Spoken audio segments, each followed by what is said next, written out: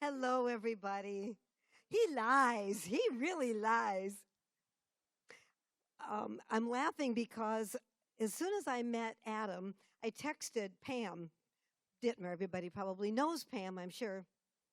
And I said, I liked Adam, but I don't understand. He's just so boring. What a drag. He's like this wet noodle. How do you all just stand this every Tuesday night? There's like no energy there. I don't get it. No, I was actually really, really drawn to Adam immediately.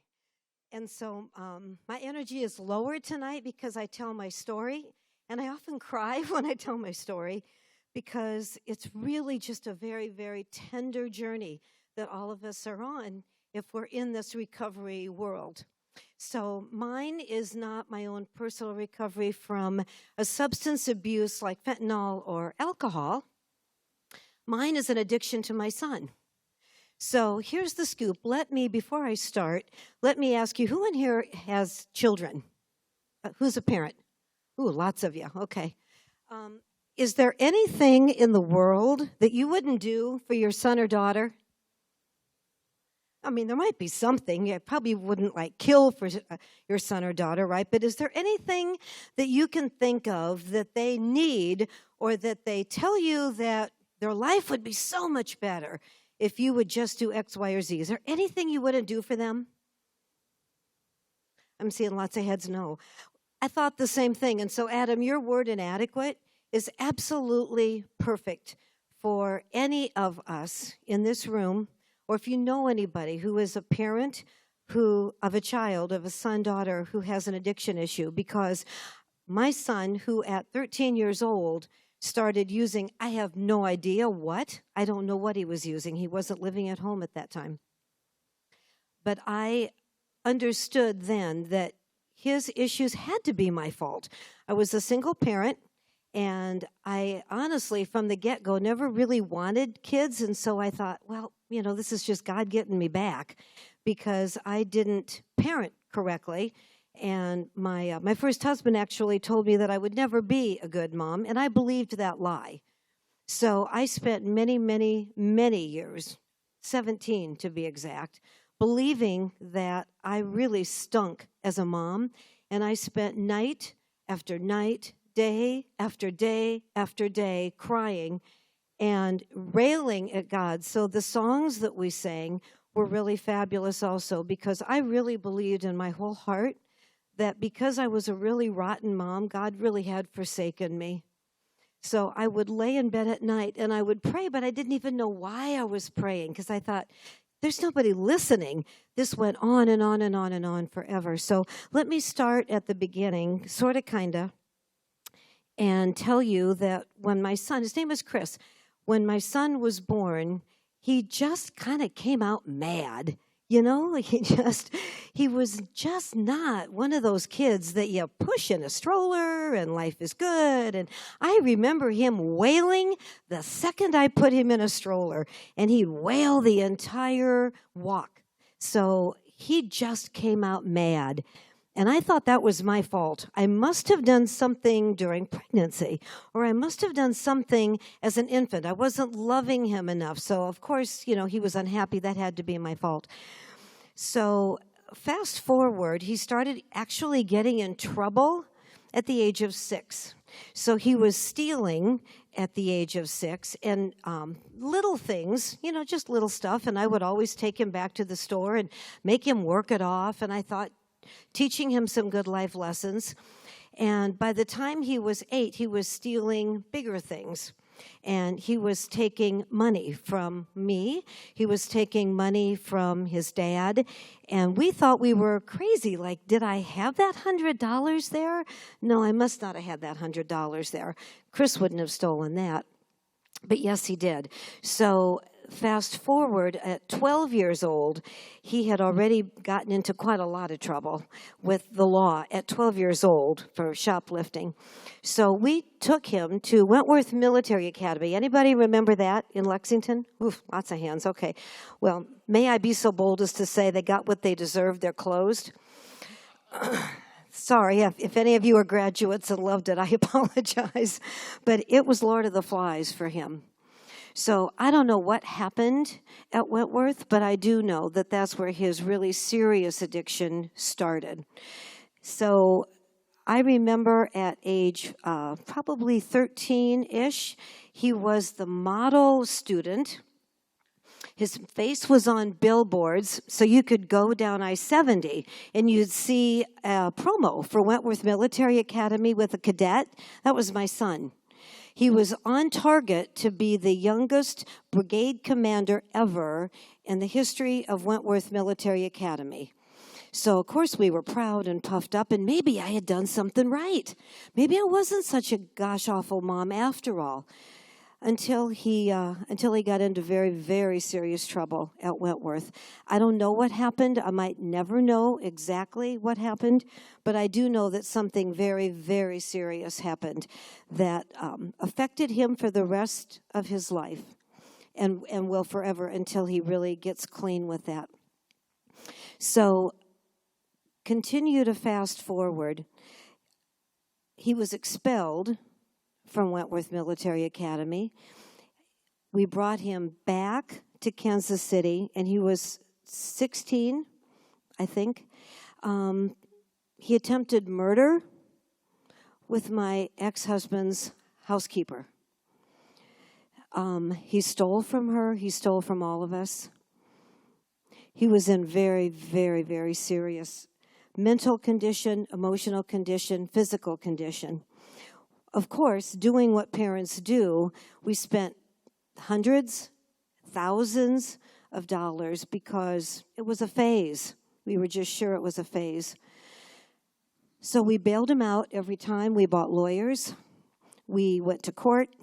We did everything we could to keep him out of jail because we just knew it was going to turn around. What never occurred to me, ever, was that he had an addiction issue, ever. It did not cross my mind. How does that not cross your mind? But it didn't. I just didn't know. So we lived in this world of denial, because it's a very happy little place, really, you know. We never acknowledged to ourselves, we never asked him, we never talked about it, that this could possibly be a substance use issue. When he was 17, he attempted suicide, and I, of course, thought, well, this is just a phase. His best friend called me and said, I think you need to go check on Chris. So my husband and I, if you're not familiar with the Northland, Barry Road is a main road through the Northland. I think we went close to 100 miles an hour down Barry Road and found him almost gone, sitting in a field, because he just thought there was absolutely no hope left. And at that point, I thought there was no hope left. So he was 17, and that was his first attempted suicide. It didn't get better from there. So he did graduate high school, although my not-so-funny joke is that I think I spent way more time in school than he ever did, because I was always there begging the cops, begging the principal, begging the superintendent, begging his teachers, please don't kick him out of school, because I know that he's smart. I know this is just a phase. He'll straighten out. I'm sure he'll straighten out. So they kept him in. And somehow, I have zero idea, he graduated with a 3.7 GPA. Now, how on earth do you do that when you're sitting in a car smoking weed all day long? I have no idea. But he did, which is actually kind of a common characteristic from what I'm learning about people with addiction, because there's a certain intellect and brains just fire differently. And so he's uber smart. And if that's not channeled, it's big, big trouble. So he did graduate high school. He was not in any way ready for college, and he knew it. So he attempted suicide again because he thought that would be the easy way out. And it's hard to imagine that you're 18 years old by that time and that you think suicide is the easy way out. when you've got your whole life ahead of you. And I've always been a very optimistic person, so it was especially hard for me to grasp how could my son, who lived with laughter, who lived with love, how could my son be the one that has so little commitment to himself that he would attempt this not once but twice? So once again, we found him, we rescued him, we got him in the hospital. We promised that we would bring him home and that we would watch him, and I begged, please don't put him in any sort of institution. Please, just let's bring him home. I'll watch him 24/7, and that's what I did. So I was working at the time, but I watched him as much as I possibly could. And we kept him clean and we kept him alive for a while. So he went on to college, and he, at that point then, of course, wasn't anywhere near us. And he was drinking a fifth of Jack a day and doing, I have absolutely no idea what else. And one night, I was at a wedding, and I got a call from his father, and he said, I think you need to come home right now. And he had driven from St. Joe, where he was going to school, to his father's house.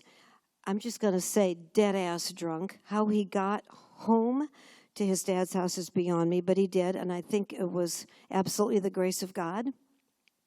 It took 4 cops to hold him down and literally wrestle him to the ground. And that was the first time we put him in a behavioral institution. That's first of 3 times. So he was there for a couple weeks, and it was abysmal. They did nothing. We had hopes. We had a lot of optimism that this might be the answer for him, and it wasn't. So you're getting the drift here. I know you are. So the story just keeps going on. He lived with my husband and I until he was about 30 years old. Way too long for us and way too long for him. And the entire journey, the entire time he lived with us was one job after another, one firing after another, after another, after another, after another. He'd be on a job for 6 months and somebody done him wrong. Little did I know, still in denial, little did I really get that this was addiction. I just didn't get it. I don't know how I didn't get it, but I didn't. I kept thinking that, I don't know what I kept thinking, to be truthful. I don't know. So finally, at about the age of 29 to 30, my husband and I thought, we just can't do this anymore. But by that time, we had spent close to $100,000 because in addition to the alcohol and all of the other drugs that he was doing, he was trying to pay his way out, but he would go to all these different pawn shops and all these different, cash advance places, and he racked up close to $100,000 in debt. And of course, Jeff and I thought, well, it's our job. It's what parents do. You bail them out. Still hadn't dawned on us that this was a serious addiction issue, so we bailed him out yet again. When it happened again, it finally dawned on me. I went downstairs where he was living, and I saw paraphernalia everywhere. And I think finally God gave me the gift of sight, and I just got, there is nothing there's nothing I've done wrong, and there's nothing that I can do right that's going to make a difference in his world. I cannot do it. I can't. And I got brought to my knees with that, and I finally realized I give up. This isn't anything I can impact positively, but I can impact it negatively by letting him stay here. So we asked him to go. Well, we didn't ask, actually. We, pretty much said, you're going to go. We paid for his first month's rent. We paid for his deposit, and we said, we're done. And do not come back until either you are clean or until you've got your life together, because you have killed us. I had already had a bit of a breakdown myself, and that's something hardly anybody knows. I was an absolute mess. And I knew that if I didn't get help, I was not going to be any good for myself, and certainly not good for my husband, and certainly not good for Chris. So I got help, very serious help. And when I got that help, I came to realize that I've got something, this tiger by the tail here, this addiction thing is really much more powerful than what I gave it credit for. So I started learning everything I could learn. I became an addiction therapist or addiction counselor through the Missouri Peer Counselor process. I think, Adam, you are too. I went to every conference I could find. I learned so much, and I hung out with people who are on the addiction journey so that I could learn what on earth is this all about, and what have I been missing for 17 years. So I met this woman in one of these conferences, and her son was also an addict and not in recovery, just like my son was not yet in recovery. He was 30 at that time. And we were in this 2-day, 3-day conference and learning so much. It was so cool. And we vowed we were going to stay in touch, but of course we didn't. Fast forward a year, and I'm in Costco, and I hear this voice yelling at me across Costco, Mickie, Mickie. And I'm like, hello, God? You know, I don't know, who are you? She reintroduced herself to me, and she said, I am facilitating meetings in the Healing House Community Center for parents of addicted loved ones. Would you be interested? And I said, well, not only no, but hell no. That's not something I want to do.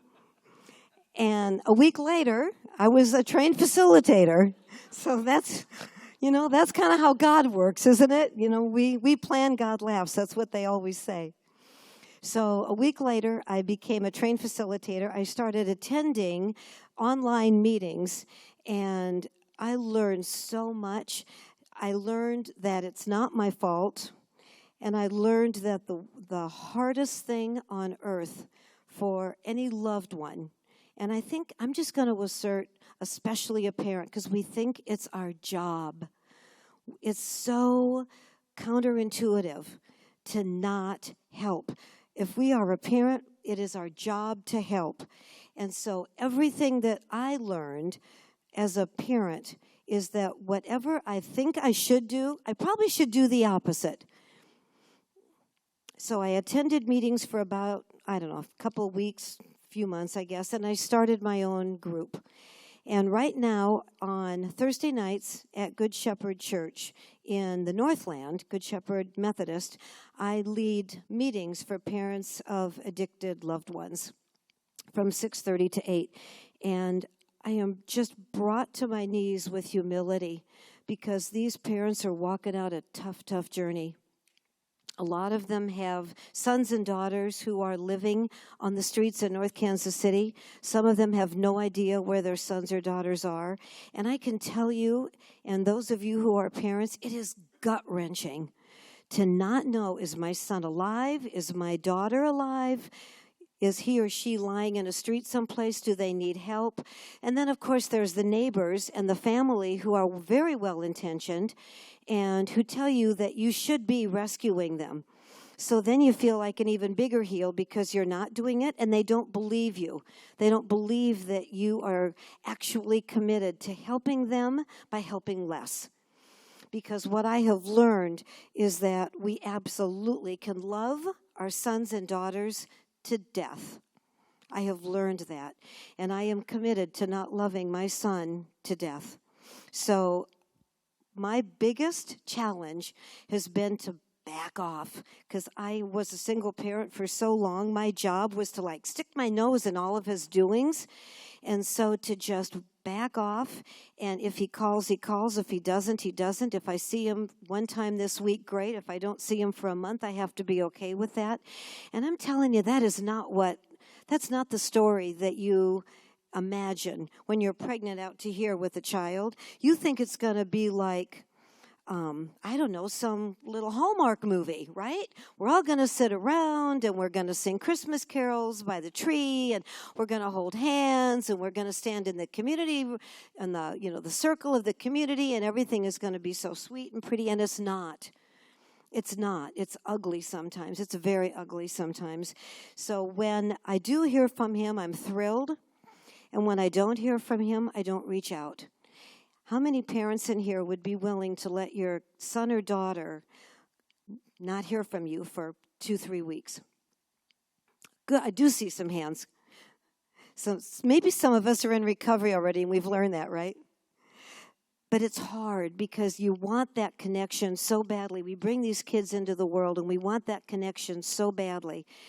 And you can't have it because how he operates is not the way I operate. It's not the way I think.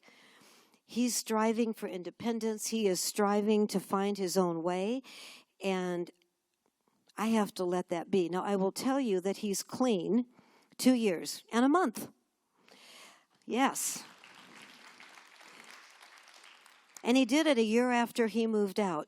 And he relapsed probably 6 or 8 times during that year. So if you don't already know, relapse is a part of recovery. So if you are, or if you have a son or daughter who are in recovery and then they're not, and then they are, and then they're not, applaud that, because that is all a part of it. And I believe with everything in me that there is muscle memory there, and for every single minute, every single hour that somebody is clean, they are going to remember how clean felt. And clean is going to come back to them. I believe it with everything in me. So now my son has not gone to church. He has not gone to any AA program for a year. He's clean. I would not tell you he is in recovery. They are not the same thing. So every day I live with the notion and the real possibility that this could start all over again. But I'm not who I was. And he's not who he was.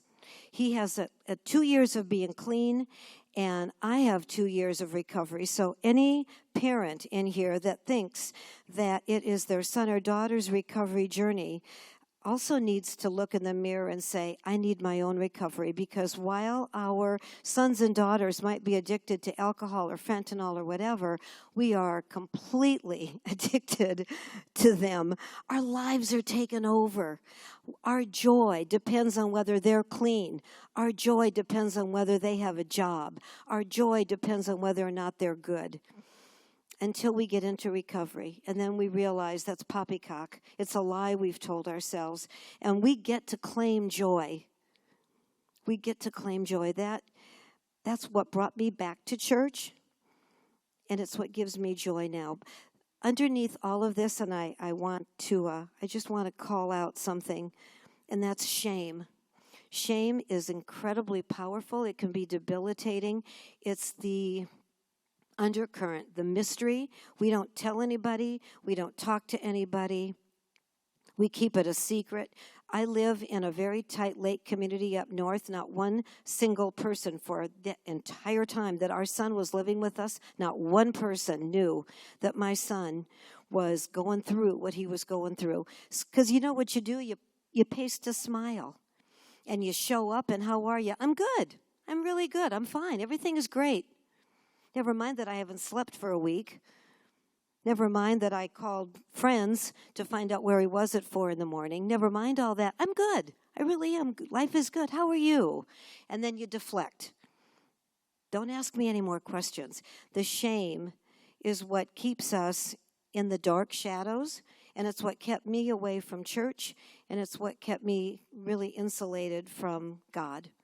So I'm here to say that there's hope for parents, and that there's recovery for parents, and that if you are on a journey where you are watching a son or a daughter ride this ugly wave, I would encourage you to think of it differently, and that wave really isn't so ugly. It's a God-given wave. And I believe that only because whatever Chris went through has made him the person that he is today, and made me the person that I am today. I'm a whole lot stronger than I was, and a whole lot healthier than I was. There was a day a year and a half ago, I wouldn't have stood here and told you everything that I'm telling you. And now it's about getting the word out.